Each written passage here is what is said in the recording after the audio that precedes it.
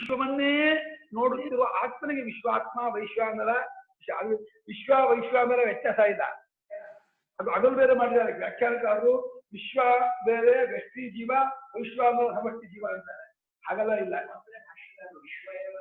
ಹಾ ಹೌದು, ವಿಶ್ವನೇ ವಿಶ್ವ ಅವರು ಮಾಡ್ಕೊಂಡ್ಬಿಟ್ಟಿದ್ದಾರೆ. ವಿಶ್ವ ಬೇರೆ ವೈಶ್ವಾನರ ಬೇರೆ ಮಾಡಿದ್ದಾರೆ. ಅಂದ್ರೆ ಭಾಷ್ಯಕಾರ ಅದನ್ನ ಮಾಡಿಲ್ಲ. ವಿಶ್ವ ವೈಶ್ವಾನರ ಒಂದೇ ಅರ್ಥ. ಪ್ರಮಾತೃ ಆಯಾಯ ದೇಹಕ್ಕೆ ಕಟ್ಟು ಹೊಡೆದವರು. ನಾನು ಸಂದೀಪ ನಾನು ಅಭಿಮಾನ ಪಡ್ಕೊಂಡಿಯಲ್ಲ, ಅದು ಪ್ರಮಾತೃ. ಅದೇ ಸಂದೀಪ ನಾನು ಎಚ್ಚರ ನೋಡ್ತಾ ಇದ್ದೀನಿ, ಎಚ್ಚರ ಬೆಳಗ್ತಾ ಇದ್ದೀನಿ ಅಂತ ನೀನೇ ಪ್ರಭಾತೃ ಬಿಟ್ಟು ವಿಡಿಯಾದ ಎಚ್ಚರವನ್ನೇ ನೋಡುವನಾದಾಗ ನಿನಗೆ ಹೆಸರು ವೈಶ್ವಾನರ ಅಂತ. ನೀನೇ ಎರಡು ಕಡೆ ಹೊರಲಾಡ್ತಾ ಇದೆಯಾ. ನೀನು ಪ್ರಮಾತವಾಗಿ ಹೊರಡ್ತೀಯ, ವೈಶ್ವಾನರವಾಗಿ ಹೊರಡ್ತೀಯ. ನೀವು ಉಪಾಧಿ ಸೇರ್ಕೊಂಡಾಗ ಪ್ರಮಾತೃ ಆಗ್ತೀಯ, ಉಪಾಧಿ ಬಿಟ್ಟವನಾದಾಗ ವೈಶ್ವಾನರ ಆಗ್ತೀಯ. ಇಬ್ರಲ್ಲ ಅವರು.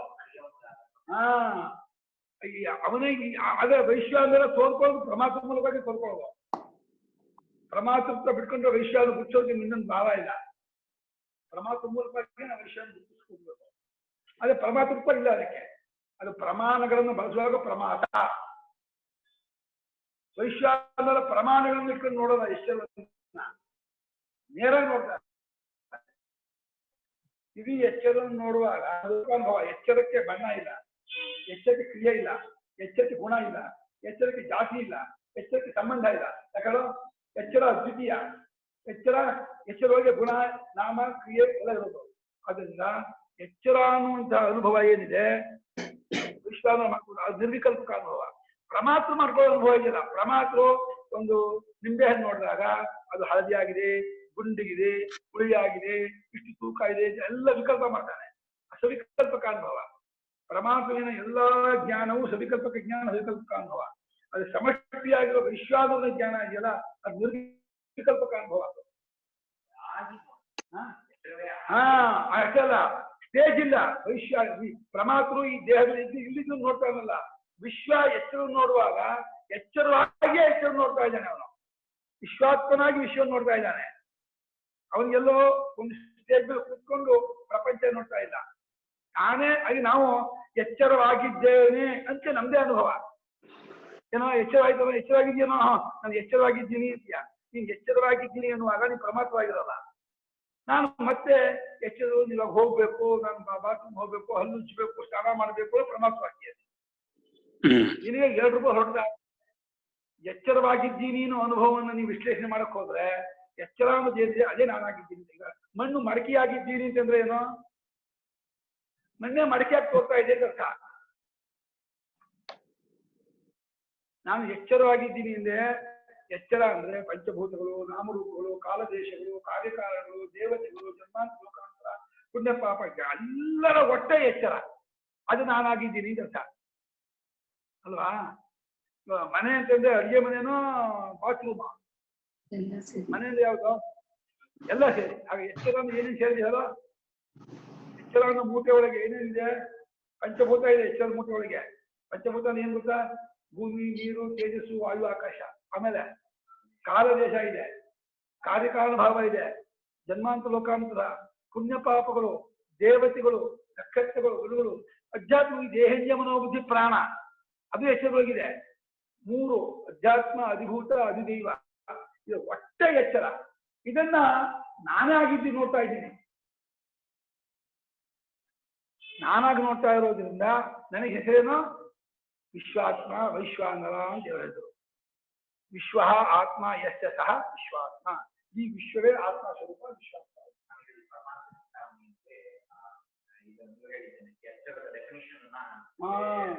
ಎಚ್ಚರದ ವ್ಯಾಪಕತೆ. ಹೌದು. ಯೋ ವಿಶ್ವಾತ್ಮ ವಿವಿಧ ವಿಷಯ. ವಿಶ್ವಾತ್ಮನಾಗಿ ನಾನಾ ವಿಷಯ ನೋಡ್ತಾ ಮಂಗಷ್ಟು.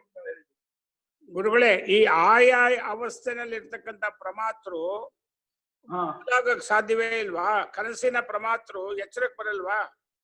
ಸಾಧ್ಯ ಇಲ್ಲ. ಏನ್ ಮಾಡಿದ್ರು ಬರಲ್ಲ. ಇಂಪಾಸಿಬಲ್. ಎಚ್ಚರ ಪ್ರಮಾತೃ ಕನಸಿಗೆ ಹೋಗಲ್ಲ. ಎಚ್ಚರ ಕಾಲಿಗೆ ನೆಟ್ಟಿರುವ ಮುಳ್ಳನ್ನ ಕನಸಿನ ಸೂಜಿನ ತೆಗಿಯಕ್ಕಾಗಲ್ಲ. ಕನಸಿನಲ್ಲಿ ನೆಟ್ಟಿರುವ ಮುಳ್ಳನ್ನ ಎಚ್ಚರದ ಸೂಜಿನ ತೆಗಿಯಕ್ಕಾಗಲ್ಲ. ಆದ್ರೆ ಸುಷುಪ್ತಿನಲ್ಲಿ ಹೋದಂತಹ ಪರಮಾತ್ಮ ಅಥವಾ ಪ್ರಾಜ್ಞನಾಗಿರ್ತಕ್ಕಂಥವನು ಮತ್ತೆ ಬೀಜ ರೂಪದಿಂದ ಎಚ್ಚರದ ರೂಪಕ್ಕೆ ಬರ್ತಾನಲ್ಲ, ಹೇಗೆ?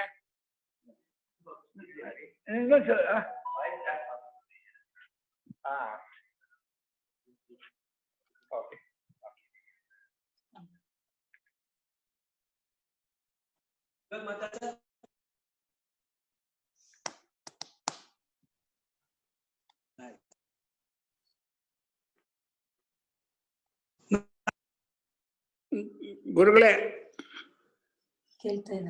ಗುರುಗಳೇ ಗುರುಗಳೇ ಈ ಈ ಸುಷುಪ್ತಿನಲ್ಲಿ ಇರ್ತಕ್ಕಂತ ಬೀಜಾವಸ್ಥೆಯ ಜೀವ ಎಚ್ಚರಕ್ಕೆ ಬರುವಾಗ ಮಾತ್ರ ಅದ್ರಲ್ಲಿ ಬರ್ತಾನಲ್ಲ, ಹೇಗೆ? ಅವನೇ ಬರ್ತಾನಲ್ಲ? ಅದಲ್ಲ, ಅವನೆಲ್ಲ ಬೀಜವೇ ತಾನ ವೃಕ್ಷವಾಗೋದು. ಸರಿ, ಬೀಜ ರೂಪದಲ್ಲಿರೋನು ಪ್ರಾಜ್ಞಾವಸ್ಥೆ, ಅದು ಎಚ್ಚರ ರೂಪದ ವೈಶ್ವಾನರನಾಗಿರ್ತಕ್ಕಂಥ ಅದ್ರಲ್ಲಿರ್ತಕ್ಕಂಥ ಜೀವ ಅಲ್ಲಿ ಹೋಗಿ ಬೀಜವಾಗಿರ್ತಾನೆ. ತೇಜಸ್ಸನು ಬೀಜ ಆಗೇ ಇರ್ತಾನೆ. ತೇಜಸ್ಸನು ಸುಷುಪ್ತಿಯಿಂದ ಕನಸಿಗೆ ಬಂದ್ರೆ ತೇಜಸ್ಸನಾಗಿ ಬರ್ತಾನೆ. ಹಾಗಾದ್ರೆ ಅವರವರೇ ಜೀವ ಕನಸಿನಲ್ಲಿ ನಾಳೆನೋ ಅದೇ ಜೀವ ಇರುತ್ತಾ? ನಾಳೆ ಕನಸಲ್ಲಿ ನಾಳೆ ಅಲ್ಲಪ್ಪ, ನಾಳೆ ಇವತ್ತು ಎಲ್ಲ ಎಚ್ಚದ ಒಳಗಿನಲ್ಲಪ್ಪ. ಇವತ್ತು ನಾಳೆ ಕಾಲ. ಅದೇ ಜೀವನೇ ಕನಸಿನಲ್ಲಿ ಅವನವನೇ ಬರ್ತಾನ? ಅಲ್ಲಲ್ಲಪ್ಪ, ಕನಸಿನಲ್ಲಿ ಕನಸು ಒಂದು ಇಡೀ ಒಂದೇ. ಮತ್ತೆ ಕನಸಿನಲ್ಲಿ ಸಂಖ್ಯೆ ಇಲ್ಲ, ಕನಸಿಗೆ ನಂಬರ್ ಇಲ್ಲ, ಎಚ್ಚರ ನಂಬರ್ ಇಲ್ಲ. ಅವನವನೇ ಬರ್ತಾನ. ಎಚ್ಚರದಲ್ಲಿ ಒಂದು ಜೀವ, ಕನಸಿನಲ್ಲಿ ಒಂದು ಜೀವ ಅಷ್ಟೇ. ಅದದೇ ಕನಸಿನಲ್ಲಿ ಅಂತ ಇಲ್ಲ, ಅದದೇ ಎಚ್ಚರ ಅಂತಿಲ್ಲ. ಎಚ್ಚರ ಎಲ್ಲ ಒಂದು, ಕನಸಲ್ಲ ಒಂದು ಅಷ್ಟೇ. ಸಂಖ್ಯೆ ಎಚ್ಚರದ ಒಳಗೆ ಇಲ್ಲ. ಸಂಖ್ಯೆ ಕಾಲ ಅಲ್ಲ, ಅವಸ್ಥೆ ಒಳಗೆ ಹೊರತು ಅವಸ್ಥೆಗೆ ಸಂಖ್ಯೆ ಕಾಲ ಇಲ್ಲ. ಆಯ್ತು ಗುರು.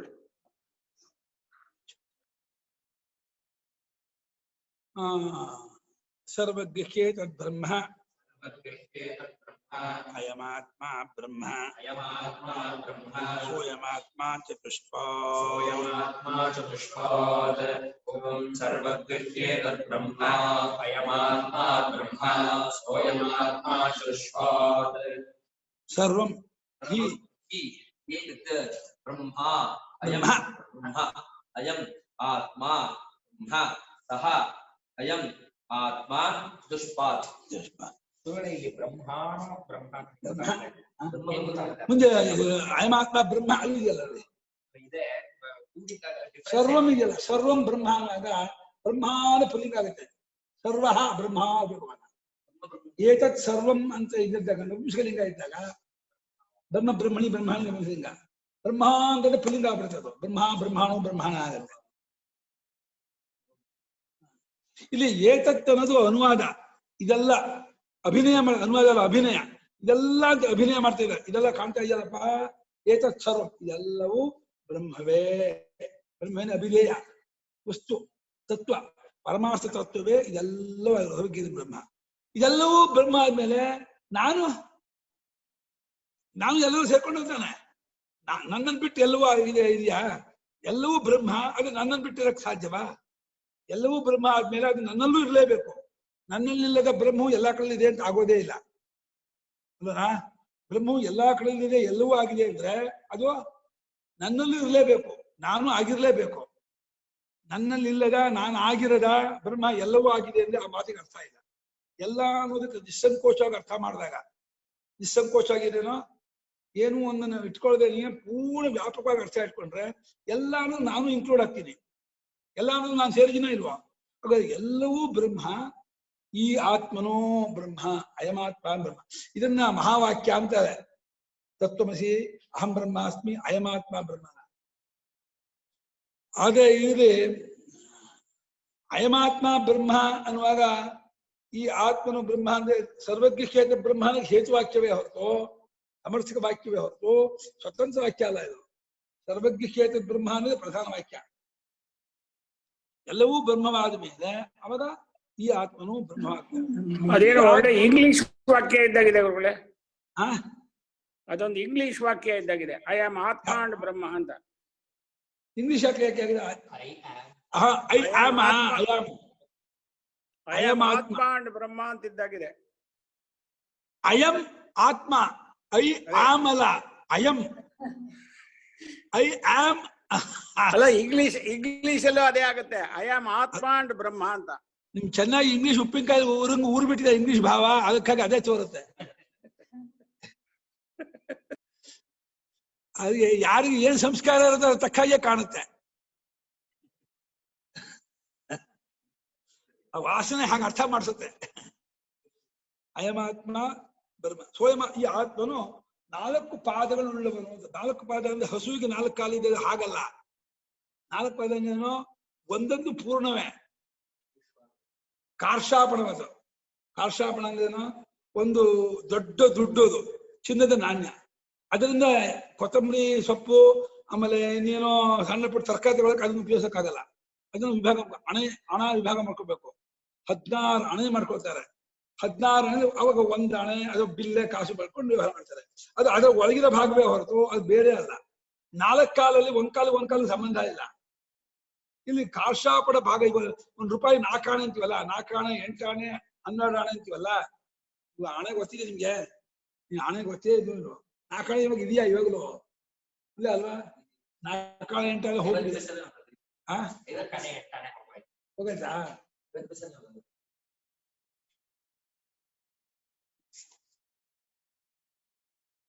₹500 ಇಟ್ಕೊಂಡಾಗ 100 ಭಾಗ ಮಾಡ್ಕೊಂಡು ಅದರಲ್ಲಿ 100 500 1/5 ಹಾಗೆ ಇದು 1/4 ಅಂದ್ರೆ ಅದರದ ಒಂದು ಭಾಗವೇ, ಅದರದ್ದೇ ಭಾಗ. ಹಾಗೆ ನೋಡಿದ್ರೆ ಅದೇ ಪೂರ್ಣ. ಒಂದೊಂದು ಪೂರ್ಣ ರೂಪವೇ. 4 ಪೂರ್ಣ ಒಂದೇ ಪರಮಾರ್ಥ. ವಿಶ್ವವಾಗಿ 1 ಪಾದ, ತೇಜಸ್ಸಾಗಿ 1 ಪಾದ, ತುರಿಯಾಗಿ 1 ಪಾದ. ಇದು 3 ಇದ್ದಾಗ ಪ್ರಾಜ್ಞವಾಗಿ 1 ಪಾದ. ಇದು 3 ಇದ್ದಾಗ ತುರಿಯ ಅನ್ನೋದು 1 ಪಾದ. ಅದು ಪದ್ಯತೇಜ ಪಾದ. ಅದು ಕರ್ಮಣಿ ಅರ್ಥದಲ್ಲಿ. ಇದು ಸಾಧನಾರ್ಥದಲ್ಲಿ. ಪದ್ಧತಿ ಅನೇನಾಯ್ತು ಪಾದ. ಇದರ ಮೂಲಕವಾಗಿ ಬ್ರಹ್ಮನ್ ಹೋಗಿ ಸೇರ್ಕೋತಾನೆ. ಅದೇ ಇದು ಪಾದ ಸಾಧನಾರ್ಥದಲ್ಲಿ. ತುರಿಯ ಪಡೆಯಲ್ಪಡುತ್ತದೆ, ಅದರಿಂದ ಪಾದ. ಅದು ಕರ್ಮಾರ್ಥ. ಕರ್ಮ ಅಂದ್ರೆ ಕ್ರಿಯೆಯಿಂದ ವ್ಯಾಪಿಸಲ್ಪಟ್ಟದ್ದು ಕರ್ಮ. ಕ್ರಿಯೆಗೆ ಸಾಧನ, ಕ್ರಿಯೆಯಿಂದ ವ್ಯಾಪಿಸಲ್ಪಟ್ಟದ್ದು 2. ಇದು ವಿಶ್ವಾತೇಜ ಪ್ರಾಜ್ಞರು ಸೋಪಾನ ಸಾಧನ ಅಂದ್ರೆ ಇದು ಪಾದ. ತುರಿಯ ಪಡೆಯಲ್ಪಡುವಂಥದ್ದು, ಸೇರುವಂಥದ್ದು, ಅದನ್ನ ಅದು ಪಾದ. ಪದ್ಯದ ಪಾದ ಅಂತ ಹೇಳಿ 4 ಪಾದ ಉಳ್ಳವರಾಗಿದ್ದಾನೆ. 4 ಒಂದೇ ಪರಮಾರ್ಥ ಕಲ್ಪಿತವಾದ 3ರಿಂದ ತಾನೊಂದು ಸೇರಿ 4 ಅಂತ ಆಗಿದ್ದಾರೆ. ಸರ್ವಗಿಖೇತ ಬ್ರಹ್ಮ ಇತಿ ಅಂತ ಆ ಮಂತ್ರದ ಅಭಿಪ್ರಾಯ ಏನಪ್ಪಾ ಅಂದ್ರೆ, ಸರ್ವಂ ಯದುಕ್ತಂ ಓಂಕಾರ ಮಾತ್ರ ಅದೇತ ಬ್ರಹ್ಮ. ಎಲ್ಲವೂ ಓಂಕಾರವೇ ಅಂತ ಹೇಳಿ ಮೊದಲನೇ ಮಂತ್ರದಲ್ಲಿ ಏನ್ ಹೇಳಿತ್ತೋ ಅದನ್ನ ಈಗ ವಿಧೇಯ ಪ್ರಧಾನವಾಗಿ ಅದು ಬ್ರಹ್ಮ. ಈ ಕಡೆಯಿಂದ ವಸ್ತು ಕಡೆಯಿಂದ ಇದು ಬ್ರಹ್ಮ, ಶಬ್ದದ ಕಡೆಯಿಂದ ಓಂಕಾರ. ಶಬ್ದದ ಕಡೆಯಿಂದ ಇದೆಲ್ಲವೂ ಓಂಕಾರವಾದ, ವಸ್ತು ಕಡೆಯಿಂದ ಇದೆಲ್ಲವೂ ಬ್ರಹ್ಮ. ಸರ್ವಗಿಖೇತ ಬ್ರಹ್ಮ ತಚ್ಚ ಬ್ರಹ್ಮ ಪರೋಕ್ಷಾಭಿಹಿತಂ ಪ್ರತ್ಯಕ್ಷತಃ ವಿಶೇಷೇಣ ನಿರ್ದಿಶತಿ. ಅದು ಬ್ರಹ್ಮವು ಏತತ್ ತದ್ ಬ್ರಹ್ಮ ಅಂತ ಪರೋಕ್ಷವಾಗಿ ಹೇಳಲ್ಪಟ್ಟ, ಪರೋಕ್ಷವಾಗಿ ಅದು ಬ್ರಹ್ಮ ಅಂತ ಹೇಳಿ ಪರೋಕ್ಷವಾಗಿ, ಅದು ಬ್ರಹ್ಮ ಅಂತ ಹೇಳಿ ಜಗತ್ಕಾರಣವಾಗಿರುವ ಯಾವುದೋ ಒಂದು ತತ್ವವನ್ನ ಬ್ರಹ್ಮ ಅಂತ ಪರೋಕ್ಷವಾಗಿ ಹೇಳಿದ್ದನ್ನ ಪ್ರತ್ಯಕ್ಷವಾಗಿ ನಿಮ್ಗೆ ನೇರವಾಗಿ ತೋರಿಸ್ತಾ ಇದ್ದಾರೆ. ಅಯಮಾತ್ಮ ಬ್ರಹ್ಮ. ಈ ಆತ್ಮನೇ ಕಣೋ, ಈ ನಾನು ತೋರಿಸ್ತಾ ಇದ್ದಾನಲ್ಲ, ಇವನ ಪರಮಾರ್ಥವೇ ಬ್ರಹ್ಮ. ನಾನೆಂಬುದೇ ಬ್ರಹ್ಮ ಅಲ್ಲ, ನಾನೆಂಬುದರ ಪರಮಾರ್ಥ ಬ್ರಹ್ಮ. ನಾನು ಅನ್ನೋ ತೋರಿಕೆ ಇದೆಯಲ್ಲ, ಇದು ಕಲ್ಪಿತ. ಈ ಪ್ರಮಾಸರು, ಈ ಜೀವ, ಇವನು ಸಂಸಾರಿ. ಯಾಕೆ ಹಾಗದ? ಆಭಾಸದಿಂದ. ಯಾವ ಆಭಾಸ? ಅಂತಃಕರಣ ತಟ್ಟೆ ಮೇಲೆ ಬಿದ್ದಂತಹ ಚಿದಾಭಾಸದಿಂದ ತೋರಿಕೊಂಡಂತಹ ಒಂದು ಕಲ್ಪಿತ ರೂಪ. ನಾನು ಅನ್ನೋದು ಕಲ್ಪಿತ ರೂಪ, ಆಭಾಸ. ಅವನು ಈ ಆಭಾಸತ್ವವನ್ನು ಬಿಟ್ಕೊಂಡ್ರೆ ಸಾಕ್ಷಾತ್ ನಿತ್ಯ ನಿರವಸ್ಥರಾದ ತುರಿಯ ಸ್ವರೂಪರಾದ ಪರಬ್ರಹ್ಮವೇ. ಪರೋಕ್ಷವಾಗಿ ಹೇಳಿದ್ದಾಗಿರುವ ಬ್ರಹ್ಮವನ್ನ ಪ್ರತ್ಯಕ್ಷವಾಗಿ ವಿಶೇಷ ನಿರ್ದೇಶ ಮಾಡ್ತಾ ಇದೆ. ಈ ಆತ್ಮನೇ ಬ್ರಹ್ಮ. ಅಯಮಿತಿ ಚತುಷ್ಪಾತ್ವೇನ ಪರಿಭಜ್ಯಮಾನಂ ಪ್ರತ್ಯಗಾತ್ಮತೆಯ ಅಭಿನಯೇನ ನಿರ್ದಿಶತಿ. ಅಯಂ ಅಯಂ ಇವನು ಇವನು ಅಂತ ಹೇಳಿ ಯಾರನ್ನ ಹೇಳ್ತಿದ್ದಾರೆ ಅಂದ್ರೆ ಚತುಷ್ಪಾತ್ವೇನ ವೈಭಜ್ಯಂ 4 ಪಾದವುಳ್ಳವನು ಅಂತ ಒಡ್ಕೊಂಡಂತಹ ಆತ್ಮನನ್ನ 4 ಪಾದಗಳನ್ನು ಒಡ್ಕೊಂಡಿದ್ದಾನೆ. 4 ರೂಪದಿಂದ ಎಚ್ಚರ, ಕನಸು, ನಿದ್ರೆ, ತುರಿಯ. ತುರಿಯ ಒಂದು ಪಾದ ಅಲ್ಲ, 3 ತುರಿಯ ಸ್ವರೂಪವೇ. ವಿಶ್ವನು ತುರಿಯನೇ, ತೇಜಸ್ಸನು ತುರಿಯನೇ, ಪ್ರಾಜ್ಞನು ತುರಿಯನೇ. ಆದ್ರೆ ಆ ಉಪಾಧಿಯಿಂದ ಹೆಸರು ಬಂತು. ಜಾಗೃತ ಉಪಾಧಿ, ಜಾಗೃತ ಅವಸ್ಥೋಪಾಧಿಯಿಂದ ತುರಿಯನಿಗೆ ವಿಶ್ವಾಸ ಹೆಸರು ಬಂತು. ಸ್ವಪ್ನಾವಸ್ಥೋಪಾಧಿಯಿಂದ ತುರಿಯನಿಗೆ ತೇಜಸ್ಸಾಂಶ ಹೆಸರು ಬಂತು. ಸುಷುಪ್ತಾವಸ್ಥೋಪಾಧಿಯಿಂದ ತುರಿಯನಿಗೆ ಪ್ರಾಜ್ಞನ ಹೆಸರು.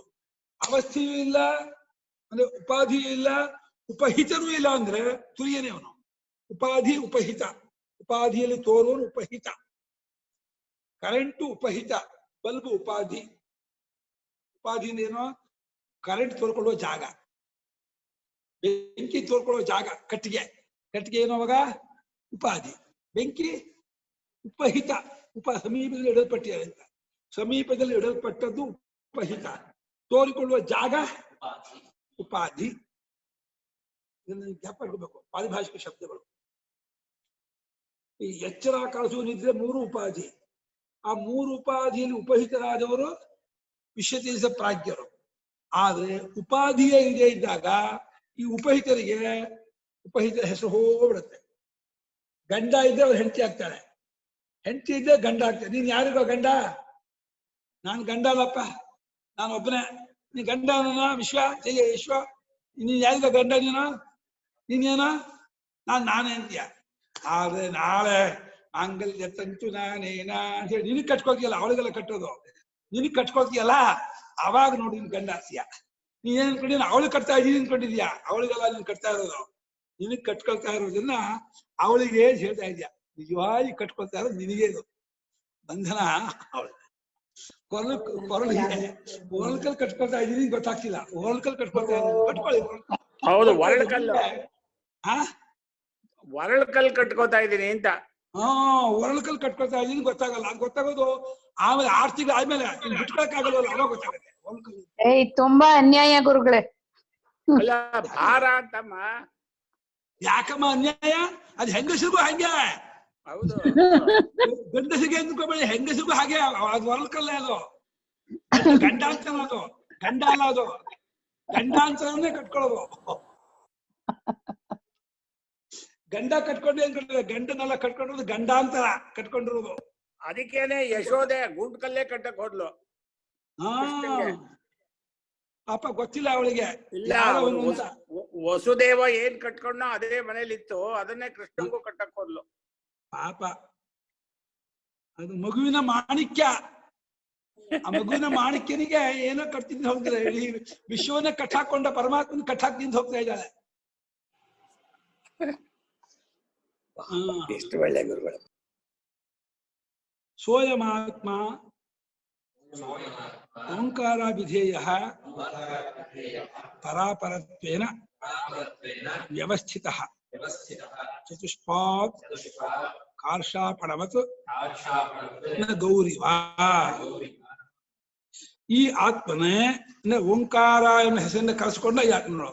ಅಭಿಧಾನ ಓಂಕಾರ, ಅಭಿಧೇಯ ಬ್ರಹ್ಮ. ಓಂಕಾರಾಭಿಧೇಯ ಅಯಮಾತ್ಮ.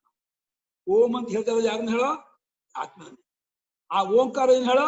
ಈ ಆತ್ಮನೇ. ಆತ್ಮನೇ ಓಂಕಾರ, ಓಂಕಾರವೇ ಆತ್ಮ. ಓಂ ಶಬ್ದದಿಂದ ಪುಸ್ತಕವೇ ಇದು, ಇದೇ ಪುಸ್ತಕ. ಪುಸ್ತಕದ ಶಬ್ದ ಇದೆ, ಇದೇನೋ ವಸ್ತು. ಶಬ್ದ ಎರಡಲ್ಲ ಅಂತ. ಆತ್ಮ ಓಂಕಾರ ಎರಡಲ್ಲ. ಓಂಕಾರದಿಂದ ಕರೆಸಿಕೊಂಡ ಈ ಆತ್ಮವಿದಲ್ಲ, ಇವನು ಪರಬ್ರಹ್ಮವು ಅಪರಬ್ರಹ್ಮ ಎರಡಾಗಿ ತೋರ್ತಾ ಇದ್ದಾನೆ. ಅದು ಎಚ್ಚರ ಕನಸುವನ್ನು ಉಪಾಧಿ ಇಟ್ಕೊಂಡಾಗ ಅಪರಬ್ರಹ್ಮ, ವಿಶ್ವ ತೇಜಸ್ ಆಗೋದು ಅಪರಬ್ರಹ್ಮ, ತುರಿಯ ಅನ್ನೋದು ಪರಬ್ರಹ್ಮ. ಇದು ಉಪಾಸನೆಗಲ್ಲ. ಬೇರೆ ಬೃಹದಾರಣಿಗೆ ಚಾಂದೋಗ್ಯದಲ್ಲಿ ಅಪರಬ್ರಹ್ಮ ಉಪಾಸನೆ ಹೇಳ್ತಾರಲ್ಲ, ಇಲ್ಲಿ ಪರಾಪರ ವಿಭಾಗ ಮಾಡಿರೋದು ಪ್ರತಿಪತ್ತಿ ಉಪಾಯಕ್ಕೆ ಕಂಡುಕೊಳ್ಳೋ ಉಪಾಯವಾಗಿ ಹೇಳ್ತಾ ಇರೋದೇ ಹೊರತು ಉಪಾಸನೆಗೆ ಹೇಳ್ತಾ ಇದ್ದಾರೆ ಮಾಡ್ಕೋಬೇಡಿ. ಮಾಂಡೂಕ್ಯದಲ್ಲಿ ಉಪಾಸನೆ ಮುಖ್ಯ ಅಲ್ಲ, ಪ್ರಧಾನ ಅಲ್ಲ, ಅವಾಂತರವಾಗಿ ಹೇಳಿದ್ದಾರೆ. ಆ ವಿಷಯ ಬೇರೆ. ಇದು ಪರಾಪರವಾಗಿ ಪರಬ್ರಹ್ಮವಾಗಿ ಅಪರಬ್ರಹ್ಮವಾಗಿ ಇರುವಂತಹ ಈ ಓಂಕಾರವು ಈ ಆತ್ಮನ 4 ಪಾದಗಳುಳ್ಳದ್ದಾಗಿದೆ. ಓಂಕಾರ ಪರಾಪರ ಬ್ರಹ್ಮ ಪ್ರತೀಕವಾಗಿದೆ, ಪರಾಪರ ಬ್ರಹ್ಮ ಸ್ವರೂಪವಾಗಿದೆ. ಆತ್ಮನು ಬ್ರಹ್ಮವು ಪರಾಪರ ರೂಪವಾಗಿದೆ. ವಸ್ತು ಕಡೆಯನ್ನು ಬ್ರಹ್ಮ ಪರಾಪರ ಬ್ರಹ್ಮ, ಓಂಕಾರವು ಪರಾಪರ ಬ್ರಹ್ಮ ರೂಪ. ಅದು 4 ಪಾದವುಳ್ಳದ್ದಾಗಿದೆ. ಏನು ಯಾವುದರಂತೆ? ಕಾರ್ಷಾಪಣವತು. ಕಾರ್ಷಾಪಣ ಅಂತ ಶಂಕರಾಚಾರ್ಯ ಕಾಲದಲ್ಲಿ ಬಂಗಾರದ ನಾಣ್ಯಕ್ಕೆ ಹೆಸರಿತ್ತು. ನಾವು ಇವತ್ತು 100 ರೂಪಾಯಿ 500 ರೂಪಾಯಿ ಅಂತವಲ್ಲ, ಕಾರ್ಷಾಪಣ ಅಂತ. ಅದನ್ನ ಅದು ದೊಡ್ಡದು. ಇವಾಗ ನಾವು ಒಂದು ಕೊತ್ತಂಬರಿ ಸೊಪ್ಪು ತಗೊಳಕ್ಕೆ 500 ರೂಪಾಯಿ ತಗೊಂಡು ಹೋದ್ರೆ ಏನ್ ಮಾಡ್ತೀವಿ? ಏನಮ್ಮ 5 ರೂಪಾಯಿ ಕೊತ್ತಂಬರಿ 500 ರೂಪಾಯಿ ತಗೊಂಡ್ಬಂದ್ರೆ ಹೆಂಗೆ ಅಂತ ಅಂತಾರೆ. ಅವ್ ಏನ್ ಮಾಡ್ಕೋ, ಆ 500 ರೂಪಾಯಿನ ನಾವು ಹೊಡಿಬೇಕು. 5 ರೂಪಾಯಿದು ಒಂದು ಕಟ್ ತಗೋಬೇಕು. 5 ರೂಪಾಯಿದು ಒಂದು ಕಟ್ ತಗೊಂಡ್ಬಿಟ್ರೆ ಅಲ್ಲಿ 5 ರೂಪಾಯಿ ಇರುತ್ತೆ. 5 ರೂಪಾಯಿ ಆಯ್ತು. ಒಂದು 5 ರೂಪಾಯಿ ಕೊಟ್ಟು ಅದು 500 ರೂಪಾಯಿ ಒಳಗಿರೋದೇ. ಅದು ಒಂದೊಂದು 5 ರೂಪಾಯಿ ಭಾಗವೇ. ಅದು ಒಂದೊಂದು ನೋಟು 5 ರೂಪಾಯಿ ಭಾಗವೇ. ಹಾಗೆ ಒಂದೊಂದು ಅವಸ್ಥೆಯು ಅವಸ್ಥಾತ್ಮನು ಒಂದು ಬ್ರಹ್ಮದ ಮತ್ತು ಓಂಕಾರದ ಭಾಗವೇ. ಅದು ಪೂರ್ಣವಾಗೇ ಇದೆ, ಪೂರ್ತಿಯ. ಇಡೀ ಓಂಕಾರವೇ ಎಚ್ಚರದ ಆ ಅಂತ ತೋರ್ತಾ ಇದೆ. ಇಡೀ ಬ್ರಹ್ಮವೇ ಎಚ್ಚರದ ವಿಶ್ವಕ್ಕೆ ತೋರ್ತಾ ಇದೆ, ಎಚ್ಚರಕ್ಕೆ ತೋರ್ತಾ ಇದೆ. ಅಭಿಮಾನಿ ಕಡೆಯಿಂದ ವಿಶ್ವ, ತೋರಿಸ್ಕೊಡ ಕಡೆಯಿಂದ ಎಚ್ಚರ. ಅದೆರಡಕ್ಕೂ ಓಂ ಅಂತ ಆನ್ಸಸ್ ವಿಧಾನಾದಿಗಳು. ಗುರುಗಳೇ, ಉದಾಹರಣೆನಲ್ಲಿ ಭಾಗ ಅಂತ ಅನ್ಸುತ್ತೆ, ಆದ್ರೆ ಒಂದೊಂದು ಪೂರ್ಣ ಅಂತ ಹೇಳ್ತೀರಲ್ವಾ ಗುರುಗಳೇ? ಅಲ್ಲ, ಅದರದ್ದೇ ಆದ್ಮೇಲೆ ಪೂರ್ಣ ರೂಪ ಅಂತ. ಇದು ನೀ ಹೇಳ್ದಂಗೆ 5 ರೂಪಾಯಿ ಪೂರ್ಣ ಆಗಲ್ಲ. 5 ರೂಪಾಯಿ ಇದ್ದು ಈ ಕಾರ್ಷಾಪಣವತ್ತಿಂದಾಗ ಭಾಗ ಮನ್ಸಕ್ ಬಂದ್ಬಿಡುತ್ತೆ. ಅದು ಕಾರ್ಷಾಪಣ ಅನ್ನೋಗ ಆ ಇಡೀ ಇರದ್ದೇ ಒಂದು ಭಾಗ ಅಂತ ತಗೋಬೇಕು. ಅಲ್ಲೂ ಮತ್ತೆ ಬೇರೆ ಬೇರೆ ತೋರಿಸತ್ತೆ ಹೊರತು ಪೂರ್ಣ ತೋರೋದೇ ಇಲ್ಲ. ಇವಾಗ ಎಚ್ಚರ ಅಂದಾಗ ಇನ್ನು 3 ಇರೋದೇ ಇಲ್ಲ, ಇನ್ನು ಇರೋದೇ ಇಲ್ಲ. ತೇಜಸ ಪ್ರಜ್ಞಾ ತುರ್ಯ ಬೇರೆ ತೋರೋದಿಲ್ಲ. ತೇಜಸ ಪ್ರಜ್ಞೆ ತುರ್ಯ ಆಗತ್ತಾನೆ, ತೇಜಸ ಪ್ರಜ್ಞೆ ತೋರೋಲ್ಲ. ತೇಜಸ ಅಂದಾಗ ವಿಶ್ವ ಪ್ರಜ್ಞೆ ತೋರಲ್ಲ, ಪ್ರಾಜ್ಞಾ ಅಂದಾಗ ವಿಶ್ವ ತೇಜಸ್ ತೋರೋಲ್ಲ. ಅಂದ್ರೆ ಎಚ್ಚರ ಅಂದಾಗ ಕಳಸು ನಿದ್ದೆ ಇರೋಲ್ಲ, ಪೂರ್ತಿಯಾಗಿರುತ್ತೆ. ಇಲ್ಲ ಹಾಗೆ ದೃಷ್ಟಾಂತ ಕೊಡಕ್ ಆಗೋದೇ ಇಲ್ಲ. ನೀವೇ ಹೇಳಿ, ಕಲ್ಪನೆಯಲ್ಲಿ ಹಗ್ಗನ ಒಂದು ಹಾವು, ಒಂದು ಹೂವಿನ ಮನೆ, ಒಂದೊಂದು ನೆಲಬೇಕು, 3 ಇಟ್ಕೊಂಡು 4ನೇದು ತುರಿಯಾನ ಹಗ್ಗ. ನೀವ್ ಹೇಳಿ ಕೇಳಿಸುತ್ತೆ. ಅವ್ನು ಒಂದೇ ಹಗ್ಗವನ್ನ ಒಬ್ರು ಹಾವು, ಒಬ್ರು ಹೂವಿನ ಮಾಲೆ, ಒಬ್ರು ನೆಲಬೇಕು ತಿಳ್ಕೊಂಡಾಗ ಒಂದೊಂದು ಒಂದೊಂದು ಪಾದವೇ. ಇಲ್ಲಿ ಕಾರ್ಷಾಪಣ ಆಗಲಿ ಇನ್ನೊಂದಾಗಲಿ ಕಲ್ಪನೆ ಅಲ್ಲ ನೋಡಿ, ಆದ್ರಿಂದ ಪೂರ್ಣ ಅಂತ ಅನ್ಸಲ್ಲ. ಇಲ್ಲಿ ಕಲ್ಪನಾ ಜಾಗದಲ್ಲಿ ದೃಷ್ಟಾಂತ ಕೊಟ್ಟ ಪೂರ್ಣ ಗೊತ್ತಾಗತ್ತೆ. ಅದೇ ಕಲ್ಪನೆ ತೋರಿಸ್ಬೇಕು ಯಾವ್ದಾರು. ಅದೇ ಹಾವು ಪೂರ್ಣವೇ, ಹೂವಿನ ಮಾಲೆಯು ಪೂರ್ಣವೇ. ಆಮೇಲೆ ಮುಂಚೆ ಹಾವನ್ ಹೆದರ್ಕೊಂಡವನಿಗೆ ಹಾವಲ್ಲ ಹೂವಿನ ಮಾಲೆಯನ್ನು ಕರ್ಕೊಂಡ್ಬರ್ತಾನೆ. ಹೂವಿನ ಮಾಲೆಯನ್ನು ಹೆದರಿಕೆ ಬಿಟ್ಕೊಳ್ತಾನೆ, ಹತ್ತಕ್ಕೆ ಬರ್ತಾನೆ. ಆಮೇಲೆ ಅದ್ಮೇಲೆ ನೀರಿನ ಕೋಳಿ ಹೇಳ್ತಾನೆ, ಅವ ಹೌದಾ ಹಿಂದೆ ಬರ್ತಾನೆ. ಆಮೇಲೆ ಹಗ್ಗ ತೋರಿಸ ಒಂದೊಂದು ಪೂರ್ಣವೇ. ಅದೇ ಗುರುಗಳೇ, ಭಾಷೆಗಾರ ಆ ದೃಷ್ಟಾಂತ ಕೊಡ್ಬೋದಾಗಿತ್ತು ಕಾರ್ಷಾಪಣಕ್ಕಿಂತ. ಗುರುಗಳೇ ಆ ದೀಪನ ಪೂರ್ಣಕ್ಕೆ ತಗೋಬಹುದಲ್ವಾ? ಉದಾಹರಣೆಗೆ ದೀಪ ಹೇಗೆ ತಗೋತೀರಾ? ಒಂದು ಪೂರ್ಣಮಿದ ಪೂರ್ಣಮಾದಾತ್ ಅಂತ ಒಂದು ಶ್ಲೋಕ ಬರುತ್ತೆ ನೋಡಿ. ಪೂರ್ಣಮಿದಂ ಪೂರ್ಣಾತ್ ಪೂರ್ಣಮುದಚ್ಯತೆ. ದೀಪದಲ್ಲಿ ಏನಾಗಿದೆ, ಎಲ್ಲ ಬೇರೆ ಬೇರೆ ದೀಪ ಆಗ್ಬಿಡುತ್ತಲ್ಲ. ಒಂದು ಕ್ಯಾಂಡಲ್ ಅದು ಬೇರೆನಾದ್ರೂ ಅದು ಒಂದು ಪೂರ್ಣವಾಗೇ ಇರುತ್ತಲ್ವಾ? ಆಕ್ಚುಲಿ ಪೂರ್ಣವಾಗಿರುತ್ತೆ. ಅದು ಇನ್ನೊಂದು ಇದು 2 ಅಕ್ಕಪಕ್ಕದಲ್ಲಿ ಇದ್ಬಿಡುತ್ತಲ್ಲ. ಒಂದಿದ್ದಾಗ ಇನ್ನೊಂದಿಲ್ಲ ಅಂತ ಆಗ್ಬೇಕು, ಅದು ಪೂರ್ಣ. ಇವಾಗ ಹಾವು ತೋರ್ತಿರ್ಬೇಕಾದ್ರೆ ಮಾಲೆ ಇಲ್ಲ, ನೀರಿನ ಕೊಡಿ ಇಲ್ಲ, ಹಗ್ಗನೂ ಇಲ್ಲ. ಮಾಲೆ ನೋಡಿದಾಗ ಹಾವು ಇಲ್ಲ, ನೀರಿನ ಕೊಡಿ ಇಲ್ಲ, ಹಗ್ಗನೂ ಇಲ್ಲ. ನೀರಿನ ಕೋಡಿ ನೋಡಿದಾಗ ಮಾಲೆ ಇಲ್ಲ, ಹಾವಿಲ್ಲ, ಹಗ್ಗ ಇಲ್ಲ. ಹಗ್ಗ ನೋಡಿದಾಗ 3 ಇಲ್ಲ. ಇದು ಸುಲಭವಾಗಿ ಅರ್ಥ ಆಗತ್ತೆ, ಸ್ವಲ್ಪ ಅರ್ಥ ಆಗತ್ತೆ ಗುರುಗಳೇ. ಅದಕ್ಕಿಂತ ಯಾವ್ದು ಈ ಹಗ್ಗದ್ದು ಉದಾಹರಣೆ. ಹಗ್ಗದ ದೃಷ್ಟಾಂತ ಚೆನ್ನಾಗಿ ಗೊತ್ತಾಯ್ತು. ಹೌದು, ಕಾಶಾಪಣ ಕೂಡ ಮತ್ತೆ ಹಸುವಿನ 4 ಪಾದಂತೆ ಕಾಣುತ್ತೆ. ನಾ ಗೌರಿವಾ ಅಂದ್ರು, ಹಸುವಿನ 4 ಕಾಲಂತೆ ಅಲ್ಲ ಅಂದ್ರು. ಹಸುವಿನ 4 ಕಾಲು ಅದೇನಪ್ಪಾ ಅಂದ್ರೆ ಇದಕ್ಕೆ ಸಂಬಂಧ ಇಲ್ಲ ಅನ್ನೋ ಅನ್ಸಲ್ಲಿ 4 ಅಲ್ಲ ಅಂತ. ಈ ಕಾಶಾಪಣ ಎಲ್ಲವೂ ಅದರದ್ದೇ ಒಳಭಾಗ ಅಂತ. ತ್ರಯಾಣಾಂ ವಿಶ್ವಾದೀನಾಂ ಪೂರ್ವಪೂರ್ವ ಪ್ರವಿಲಾಪನೇನ ತುರೀಯಸ್ಯ ಪ್ರತಿಪತ್ತಿರಿತಿ ಕರ್ಣಸಾಧನ ಪಾದಶಬ್ದ. ಈ ವಿಶ್ವಾದಿ ಮೂರಕ್ಕೆ ವಿಶ್ವ ತೇಜಸ ಪ್ರಾಜ್ಞೆ ಮೂರಿದೆ ಅಲ್ಲ, ಆ ಮೂರಲ್ಲಿ ವಿಶ್ವವೇ ಅಂದ್ರೆ ಸ್ಥೂಲವಾಗಿರುವ ಪ್ರಪಂಚವು ಸೂಕ್ಷ್ಮ ಪ್ರಪಂಚಕ್ಕಿಂತ ಬೇರೆ ಅಲ್ಲ. ಸೂಕ್ಷ್ಮ ಪ್ರಪಂಚವೇ ಸ್ಥೂಲವಾಗಿ ತೋರ್ತಾ ಇದೆ ಅಂತ ಗೊತ್ತು ಮಾಡ್ಕೊಂಡ್ರೆ ಒಬ್ಬ ವಿಶ್ವ ತೇಜಸ್ಸಲ್ಲ ಕರಬಹುದ ಅಡ್ಬಾರ್ದ. ಮನಸ್ಸೇ ಹೊರಗಿನ ಪ್ರಪಂಚವಾಗಿ ಶಬ್ದವಾಗಿ ವಸ್ತುವಾಗಿ ಎಲ್ಲ ತೋರ್ತಾ ಇದ್ದು ಕ್ರಿಯೆಯಾಗಿ, ಮನಸ್ಸಿಗಿಂತ ಬೇರೆಯಾಗಿ ನಾಮ ರೂಪ ಕರ್ಮ ಇಲ್ಲ ಅಂತ ಹೇಳಿ ಮನಸ್ತತ್ವದಲ್ಲಿ ಬಂದು ನಿಂತ್ಕೊಂಡ್ಬಿಟ್ರೆ ವಿಶ್ವ ತೇಜಸ್ಸಲ್ಲಿ ಕರ್ಗೋಗ್ಬಿಟ್ಟ. ಆ ತೇಜಸ್ಸನು ಕೂಡ ಪ್ರಾಜ್ಞನಲ್ಲಿ ಕರ್ಗೋಗ್ತಾನೆ. ಅಂದ್ರೆ ಏನೂ ವಿಶೇಷವಿಲ್ಲದೆ ಇರತಕ್ಕಂತ ಕೇವಲನಾದ ಬೀಜನಾದ ಆತ್ಮನೇ ಸುಷುಪ್ತಾತ್ಮನೇ ಮನಸ್ಸಾಗಿ ತೋರ್ತಾ ಇದ್ದಾನೆ ಅಂತ ಅನ್ಕೊಂಡಾಗ ತೇಜಸ್ಸನು ಪ್ರಾಜ್ಞಲ್ಲಿ ಕರ್ಗೋದ. ಆ ಬೀಜತ್ವವು ಕೂಡ ಇದು ಎಲ್ಲ ಕಡೆಯಿಂದ ಬಂದ ಬೀಜತ್ವ ಹೊರತು ನಿಜವಾಗ ಅದು ತುರಿಯವೇ ಗೊತ್ತು ಮಾಡ್ಕೊಂಡ್ರೆ ಮೂರು ಕರ್ಗೋಗುತ್ತೆ. ಹಾಗಾಗಿ ವಿಶ್ವನಿಂದ ತೇಜಸ್ಸಕ್ಕೆ ಹೋಗೋದಕ್ಕೂ, ತೇಜಸ್ಸಿನಿಂದ ಪ್ರಾಜ್ಞಕ್ಕೆ ಹೋಗೋದಕ್ಕೂ, ಪ್ರಾಜ್ಞನಿಂದ ತುರಿಯಕ್ಕೆ ಹೋಗೋದಕ್ಕೂ ಸಾಧನವಾದ್ರಿಂದ ವಿಶ್ವ ತೇಜ ಪ್ರಾಜ್ಞರು ಮೂರು ಜನರು ಕೂಡ ತುರಿಯ ಪ್ರತಿಪತ್ತಿಗೆ ತುರಿಯನ್ನು ಕಂಡುಕೊಳ್ಳಕ್ಕೆ ಕಾರಣ ಇನ್ಸ್ಟ್ರೂಮೆಂಟ್ ಆಗಿರೋ ಸಾಧನಗಳು. ಅದರಿಂದ ಸಾಧನಾರ್ಥದಲ್ಲಿ ಪಾದಶಬ್ದ ಪದ್ಯತೆ ಅನೇನಾಯ್ತಿ ಪಾದ ಅಂತ ಅರ್ಥ. ಸಾಧನಾರ್ಥ ಅಂದ್ರೆ ಇನ್ಸ್ಟ್ರೂಮೆಂಟ್ ಅರ್ಥ. ಕಾರಣ ಸಾಧನ ಇನ್ಸ್ಟ್ರೂಮೆಂಟ್ ಇಂಗ್ಲಿಷ್ ಅಷ್ಟೇ. ಆ ಅರ್ಥದಲ್ಲಿ ಪಾದಾನ ಶಬ್ದ ಬಳಸಿದ್ದಾರೆ. ತುರಿಯಸ್ಯ ಪದ್ಯತೆ ಕರ್ಮಸಾಧನ ಪಾದಶಬ್ದ. ತುರಿಯನಿಗೆ ಪಾದ ಅಂತ ಹೇಳಿದ್ದು ಹೇಗೆ ಅಂತ ಕೇಳಿದ್ರೆ ಪಡೆಯಲ್ಪಡುತ್ತಾನೆ ಅಂತ. ಅದು ಪಡೆಯುವುದಕ್ಕೆ ಸಾಧನ, ಇದು ಪಡೆಯಲ್ಪಡುತ್ತಾನೆ ಫಲರೂಪ. ಅದನ್ನ ಇದಕ್ಕೆ ಪಾದ. ಪದ್ಯತೆ ಇತಿ ಪಾದ ತುರಿಯ, ಪದ್ಯತೆ ಅನೇನ ಇತಿ ಪಾದ ವಿಶೇಷ ಪ್ರಾಜ್ಞರು. ಅನೇನ ಅನ್ನೋದು ಸಾಧನ ಕರ್ಣಾರ್ಥದಲ್ಲಿ ವಿಶೇಷ ಪ್ರಾಜ್ಞರು ಪಾದ ಅನಿಸ್ಕೊಂಡಿದ್ದಾರೆ. ತುರಿಯನು ಕರ್ಮಾರ್ಥದಲ್ಲಿ ಅಂದ್ರೆ ಕರ್ಮವೇ ಕ್ರಿಯೆ ಅಲ್ಲ, ವ್ಯಾಕರಣ ಕರ್ಮ. ಕ್ರಿಯೆಯಿಂದ ವ್ಯಾಪಿಸಲ್ಪಟ್ಟ ವಸ್ತು ಅದು ಕರ್ಮ. ಕಡಿಯೋ ಕ್ರಿಯೆಗೆ ಕರ್ಮ ಕಟ್ಟಿಗೆ. ದಾರು ಚಿನತ್ತಿ, ಚಿನತ್ತಿ ದೇವದತ್ತ. ಕಿಂ ಚಿನತ್ತಿ ದಾರು ಚಿನತ್ತಿ. ಕೇನ ಚಿನತ್ತಿ ಲವಿತ್ರೇಣ ಚಿನತ್ತಿ. ಲವಿತ್ರಂ ಸಾಧನಂ, ದೇವದತ್ತ ಕರ್ತೃ ಕರ್ತ, ದಾರು ಕರ್ಮ. ಛೇದನ ಕ್ರಿಯಾ, ಛೇದನ ಕ್ರಿಯೆಯ ವ್ಯಾಪ್ಯಮಾನಂ ದಾರು ಕರ್ಮ ಭವತಿ. ಕರ್ತೃ ದೇವದತ್ತಸ್ಯ ಲವಿತ್ರಂ ಸಾಧನಂ ಛೇದನ ಕ್ರಿಯೆಯ ವ್ಯಾಪ್ಯಮಾನಂ ದಾರು ಕರ್ಮ ಭವತಿ ಇತ್ಯರ್ಥ. ಅದೇ ರೀತಿ ಇಲ್ಲೂ ಕಂಡುಕೊಳ್ಳಕ್ ಸಾಧನವಾಗಿರುವ ವಿಷಯ ಪ್ರಾಜ್ಞರು ಪಾದಶಬ್ದದಿಂದ ಸಾಧನಾರ್ಥದಲ್ಲಿ ಪಾದ ಅನಿಸ್ಕೊಂಡಿದ್ದಾರೆ. ತುರಿಯನು ಪದ್ಯತೆಗೆ ಪಾದ ಅಂತ ಕರ್ಮಾರ್ಥದಲ್ಲಿ ಪಾದ ಅನಿಸ್ಕೊಳ್ತಾನೆ ಅಂತ. ಆಯ್ತು, 11 ಗಂಟೆ ಆಯ್ತು.